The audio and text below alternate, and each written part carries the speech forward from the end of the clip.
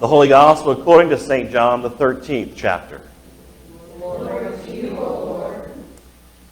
Now, before the festival of the Passover, Jesus knew that his hour had come to depart from this world and go to the Father. Having loved his own who were in the world, he loved them to the end.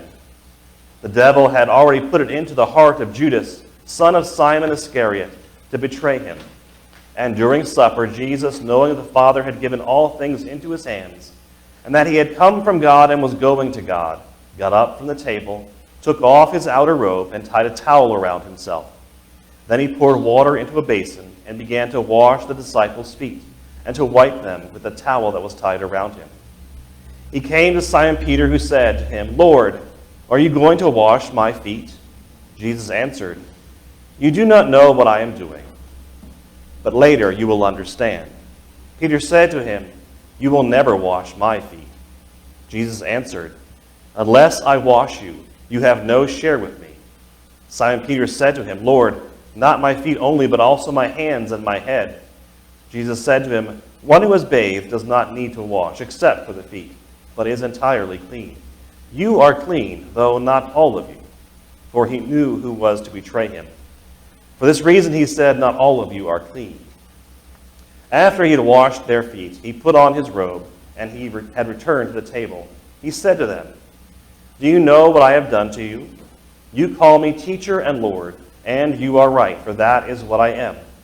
So if I, your Lord and teacher, have washed your feet, you also ought to wash one another's feet. For I have set you an example, that you should also do as I have done to you. Very truly I tell you, servants are not greater than their master, nor are messengers greater than the one who sent them. If you know these things, you are blessed if you do them. Now the Son of Man has been glorified, and God has been glorified in him. If God has been glorified in him, God will also glorify him in himself, and will glorify him at once. Little children, I am with you only a little longer. You will look for me, and as I said to the Jews, so now I say to you, where I am going, you cannot come. I give you a new commandment, that you love one another. Just as I have loved you, you also should love one another. By this, everyone will know that you are my disciples, if you have love for one another." This is the gospel of our Lord. Praise to you, O Christ. Please be seated.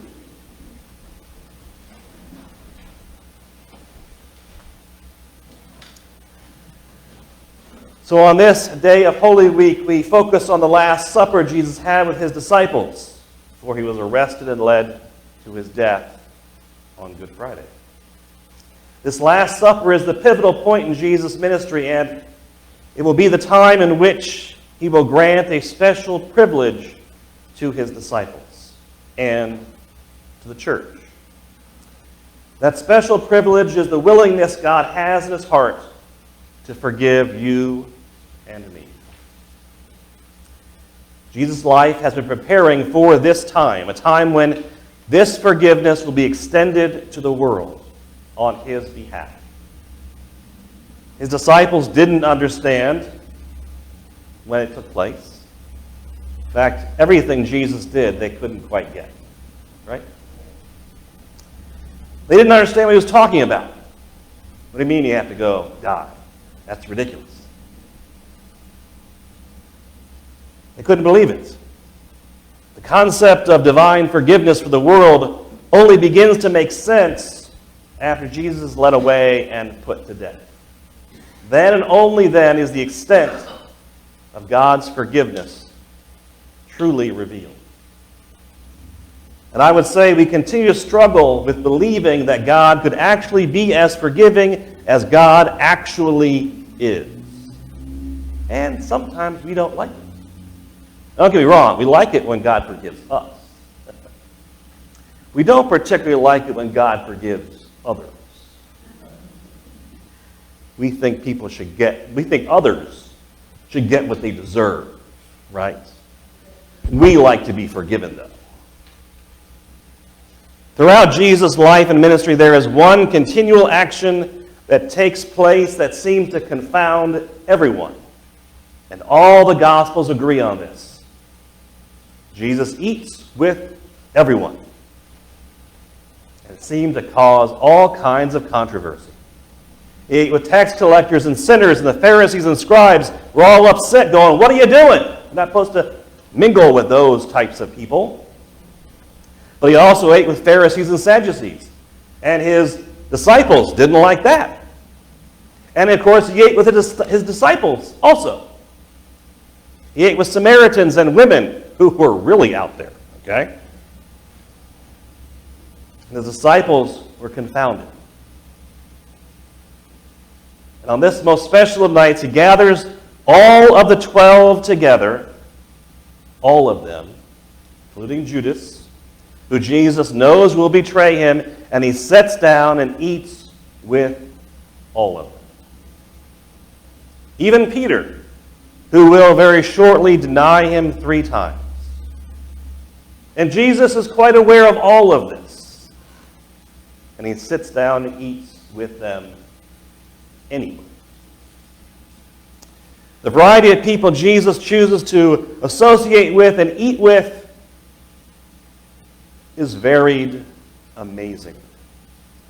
No one understands why he is doing this.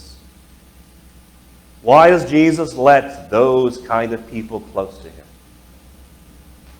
We all have told our children to stay away from bad people, right? That's kind of what you do. Okay? That's how you raise children. But Jesus wasn't even that picky. He associated with everybody.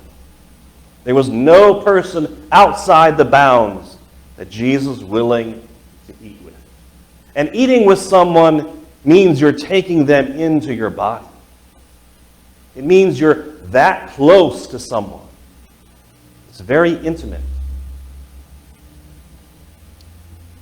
And Jesus does this for the sake to tell everyone that God forgives you. That's the reason. That's the message that Jesus has for us and for the world. People knew the heart of all the people he was with. He had access to their innermost secrets. You know, each person was self-centered, only out for themselves, completely broken down, even if they didn't want to admit it. And Jesus knows what we are like. And he chooses to eat with us and extend his hand to us. And that is truly amazing. That is the good news Jesus gives to us and asks us to spread around. Last Sunday we read from the Gospel of Luke, and we heard Jesus carry out exactly the same thing as he was dying on the cross. And Jesus prays as he is on the cross, "Father, forgive them, for they do not know what they are doing."